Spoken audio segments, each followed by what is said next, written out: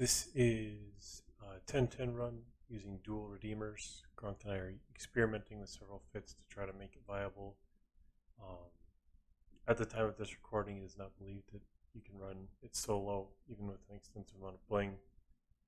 The tank suffers, or the reps per second suffers, and the redeemer is just unable to hold. This clip will be edited right in the middle, spliced. Due to the fit that I was running, we were unable to tank sufficiently to finish the mom on the first pass. We had to warp out and head back in after repping it. So when you see the abrupt cut, that's why that's there. I've turned off the audio. I'm just going to do a quick monologue as we run through this. Gronk and I discussed here how we wanted to proceed. We don't have smart bombs, we have light drones. So the plan is we will have one of us designated as the long-range battleship shooter, and one of us designated as the short-range battleship shooter, which is based on proximity and range to us. And then we will try not to be shooting the same target, so we're killing as much of the DPS off grid as we can, as quickly as we can. Once about half of the battleships have been destroyed, we'll be comfortable dropping drones. We'll need them for subsequent rooms, and we don't want to lose them. And that's how we proceed through the room. The initial rooms, all the way up to mom, like not in the mom room, but up to the mom room. The reps for this fit were perfectly fine. I had an AB fit. The appropriate fit that we worked out will be linked in this description. It's also been provided by Gronk in his dual Widow Redeemer video. So here we can see Gronk and I are cap transferring. We're trying this out for cap stability. It's nice. It didn't really end up providing enough value with the duals to be worth, but the single ones are nice. Keeps your cap stability higher. Funny enough, it actually gives you a little bit of safety from ganks, right? Because you can remote transfer into your buddy and help them survive a little bit better.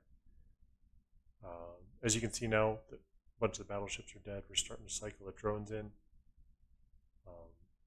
Just be mindful too. I'm going to say it now. I'll say it again when we get to the mom part of the video. Because your ship's not bonused for the cap transfer, you really want to be in close proximity to your buddy. If you're not, the cap transfer is a meaningless high slot and it's a waste. So once all the small stuff's dead, which we're working through right now, we return to fragging out on the big stuff. The ideal circumstance, because you're trying to optimize for speed on 1010s, is getting to the gate around the time the rats in the room are dead. So that's the priority. That's what we're shooting for here. Gronk and I have run a lot of these separately and a few of these together, so we're pretty comfortable with what we're doing. And when we lock targets up, we're kind of keeping track of damage on targets, so we know which one the other is shooting at. We're not wasting our DPS with both of us shooting stuff. At any point during this, you could have aggro switch to your drones, so be mindful that these things will kill your drones very abruptly. We didn't suffer from that during this run, but it is something to keep in mind.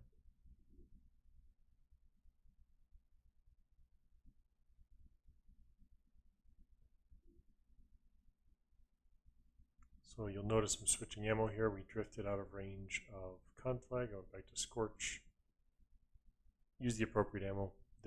Even the long range ammo kills quite effectively. It's not many volleys to knock out the battleships, even with long range ammo. So.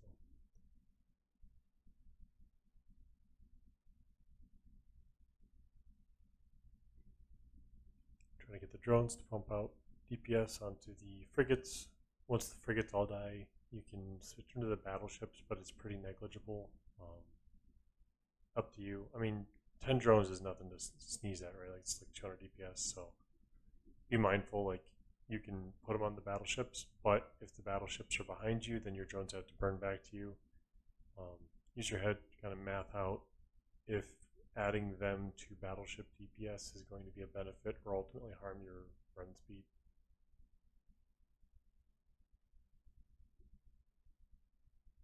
So we're wrapping up. We have one frigate or battlecruiser. It's a battlecruiser there. and 2 battleships left. Battlecruisers die super quick, but we put our drones on it to make it a 1-tap while we are finishing off the battleships.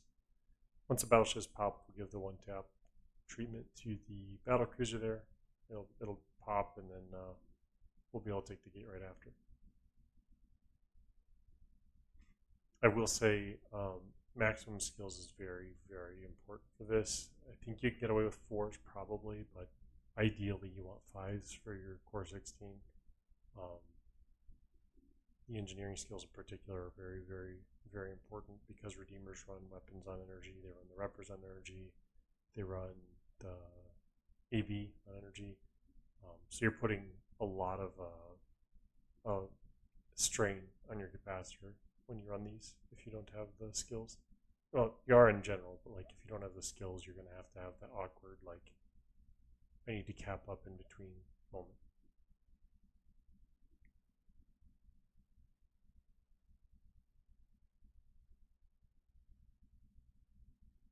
Right, so here you see we AB'd on, drifted in, now we're taking the gate. Gronk is the one who's actually paying for the site, so although he's used it for this one, we're literally just doing some R&D here. His fit actually comes, the fit you would be recommended to use comes with a 500 mN Microwarpdrive and a jump drive. So in this room, instead of ABing over as I'm doing, you'll do what Gronk's doing here, which is a line towards the gate, micro jump drive. When you land, turn on your 500 mN and boat back into the surging gate. I will remind everyone once again, you are not safe in this room. You are not safe in the first room. You're not even safe after you take the surging gate necessarily. So be very mindful that like you'll feel safe because you know they need the hacker card to actually enter the surging gate, and most hunters won't have done that. However, also they could, in theory, blitz the rooms and try to catch up to you. It's mostly not done, but stranger things have happened.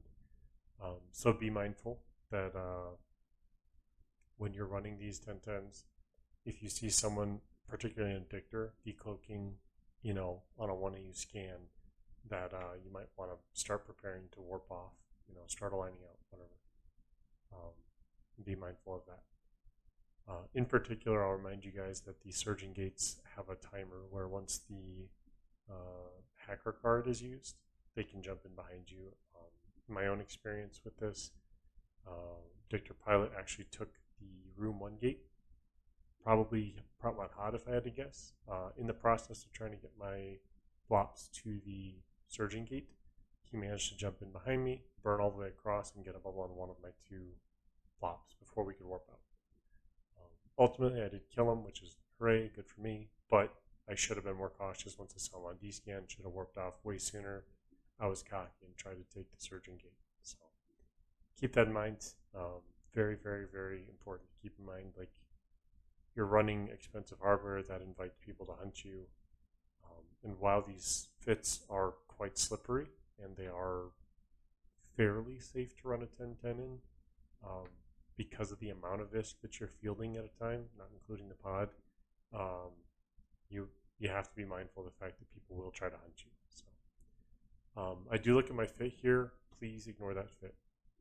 It works in a sense, like it could function, I suppose, but the fit that's going to be linked in the description of this video is ultimately a safer option, a much more recommended option.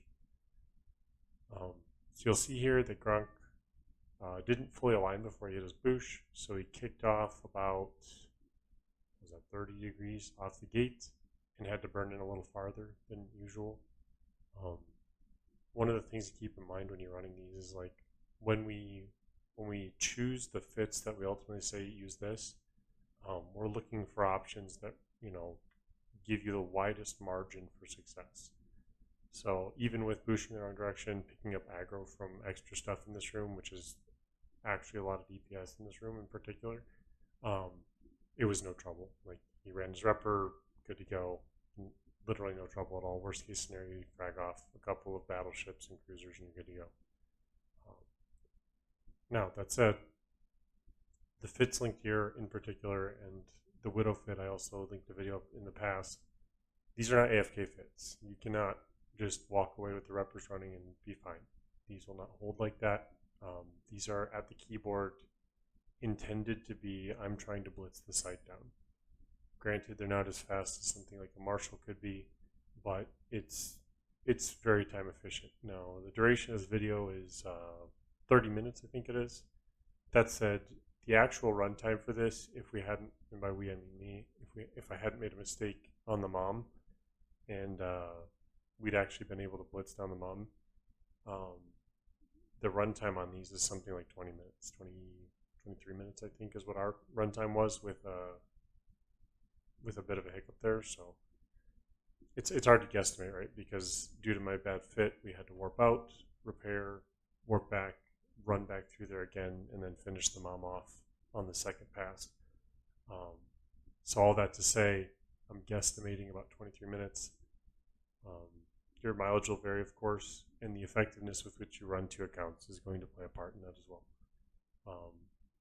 But the big thing that we're trying to do here is to make sure that we're offering you an option that ultimately is fairly safe, easy to run the site in, and reliable. And Gronk and I are fairly confident this will do that for you if you have 2 accounts that can run redeemers. Downside is these will not hold the same rigs as the PK fit redeemers. So you do need to purchase a separate hull and purchase a separate fit. That said, the upside is you've already trained into this because you're flying PK redeemers in theory. So there is some utility that we tried to look out for there to save you guys some skill train time. So here you see we're doing the cap transfer, buddying up, trying to stay within range to kind of make sure that we're staying cap topped off. The damage incoming in the rooms before the mom is really negligible. So this is not a life or death situation for cap transfer, but it is good to get in the habit of doing this. Every time you undock, any of you consent to PvP. So it is really, really valuable to kind of keep your head in a PvP mindset. You'll do yourself a lot of favors. You'll avert white knuckling more often than not just by being mentally prepared to engage in combat every time you undock. With that said, the cap transfer is a good counter to lightweight newts. And should whoever tries to jump you bring something like a newts in, it's a good option to keep your guns going while you're under newt pressure. So you can, in theory, fire off guns if you get caught from 2 redeemers into the target. Apologize for the cycling there. Was working on something else at the same time, including spinning Ishtars, so see a little bit of a seizure warning there as I cycle accounts. Once again, each room in the pattern is the same. So I think for our run, Gronk was doing the close range battleships, and I was doing the long range battleships. And that close and long is literally just dependent on within range. So we were both loading, what is that, Conflag? I might have mixed up the ammo types earlier. No, I had Scorch loaded. There you go. I switched to Conflag for the short range stuff. So you do Conflag for the long range, Scorch for short range, but both of you are going to start on Conflag because everything's going to be 45 kilometers away. Make sure your skills are good enough that they're in range. Really ideal that you're fragging stuff as you burn towards it. So by the time you get there, you're taking minimal damage. The less damage you take, the less energy you've burned out of your capacitor, the more ready you are for a fight potentially, but also you're ready to just jump right back in the next room. Here I was a little slow on the draw getting my prop mod on. Again, Gronk's fit has a 500 MN. You will have a 500 MN, which means you're not going to be as slow as I am. So this burn should be very, very quick. Once you start seeing you're on like the last battleship, last 2-3 battleships probably, it's like your prop mod on. You can turbo chill right on the gate, and then as soon as they pop, assumptively you've already looted the Corpii named battleship here, and once the last thing pops, boom, you warp, easy peasy. We're really looking to optimize the speed. Basically, until you get down to a 10-minute runtime on these, you are always going to have enough time where your blue's gone. You can jump from 10-10 to 10-10 back to back. As these take 20 minutes, your blue will be completely gone by the time you run it, so you can min-max your runtime as much as you want and still literally warp to tether, top up your cap, and then jump to the next system for fragging.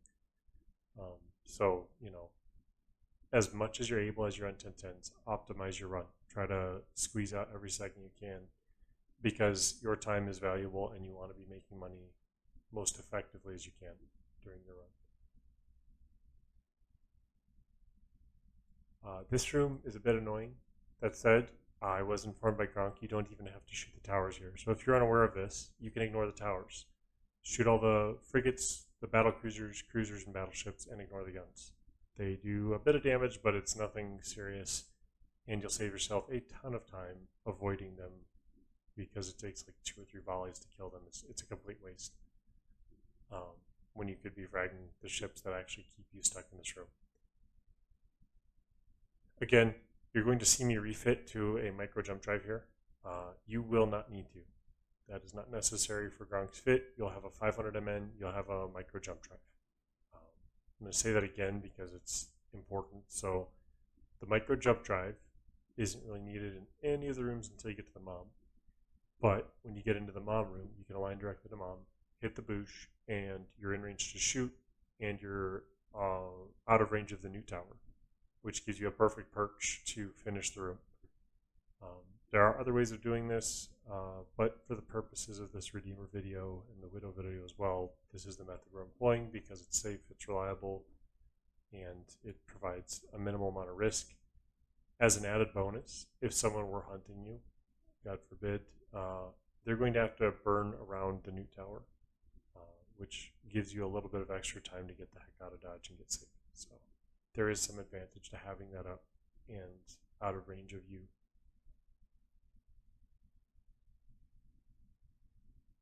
All right, so at this point, we're in room 3. We are 15 minutes, what am I at? 17 minutes, sorry, I misread that. 17 minutes in the run, and we're about ready to warp into the mom. So we're doing really good on time.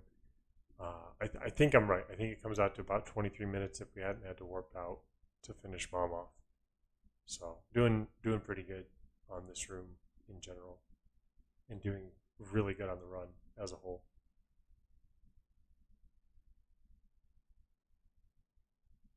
Excuse me. Now, I've dropped did I drop it yet? I don't know if I dropped my depot. There I go. Slow on the draw. Just a reminder for those of you who are not familiar with depot mechanics, you have to have the module you're using on the depot offline, and by offline I mean not cycling green, not offline, that's the word, not in use. So here you see I have my prop mod not in use, and then I drag and drop it as soon as the weapons timer goes down. Also worth noting that if you have an active weapons timer, you may not use the depot, so I have to cease fire on the battleships before I can refit.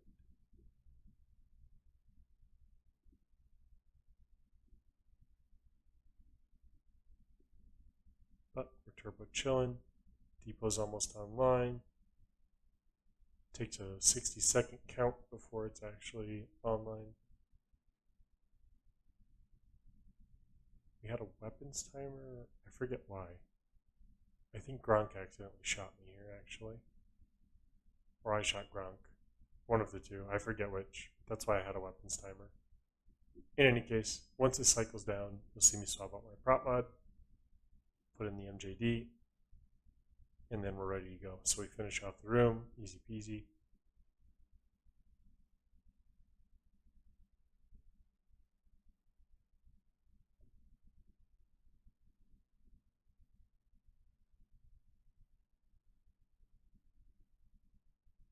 And apparently I'm docking up my Ishtars. Memory serves, I was actually on standby to form a fleet to go blap some goons. I didn't want to risk losing my Ishtars to not watching them.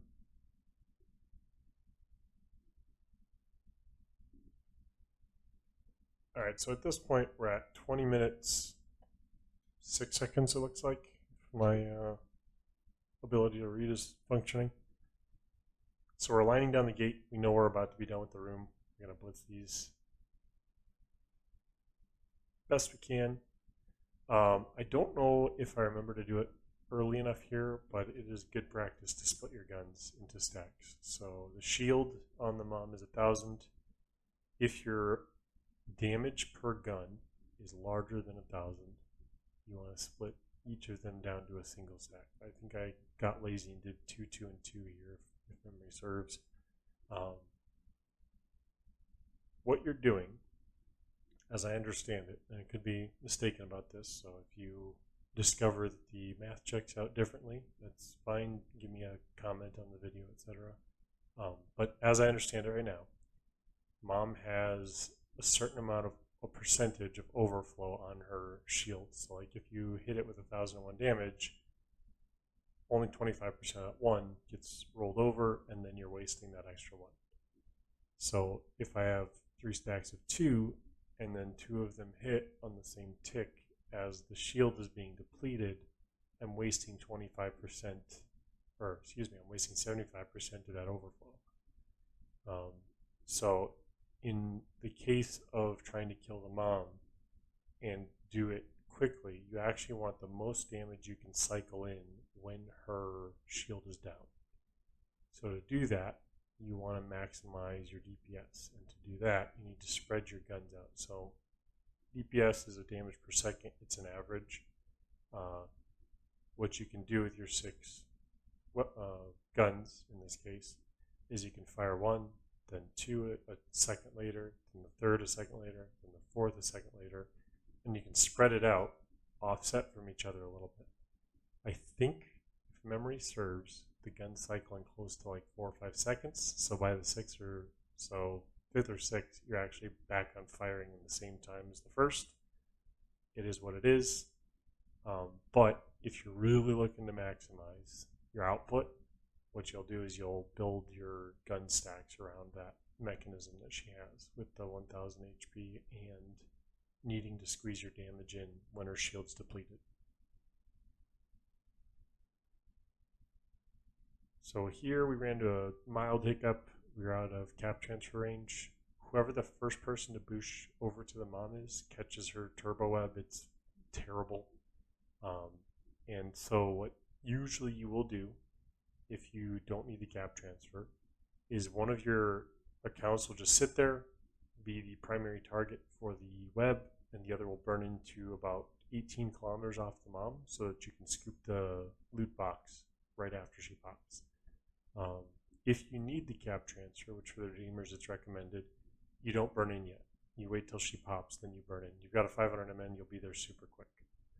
Now, deviation from what you're seeing here that is super important. For redeemers, you'll see we have 4 hive defenders locked. You need to boosh over to the mom, and you need to kill 3 hive defenders. That is the bare minimum.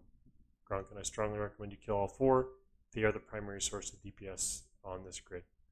Again, I will reiterate, we really, really want you to kill 4. All 4 of them. They are the primary source of damage that you're going to be tanking right after the mom. So please, please, please do yourself a favor. Don't feed your redeemers. Kill the hive defenders, then kill the mom. If you're thinking this is kind of frustrating and man, really like to not do that, widows, like, I don't know what else to tell you. You could do more redeemers, I guess, but really, even more redeemers, you're going to need to kill some of the hive defenders. So if you look at the dual widow video that I linked, you can see I ignore them. The tank is sufficient to hold. You pulse your repper and clear it quite safely.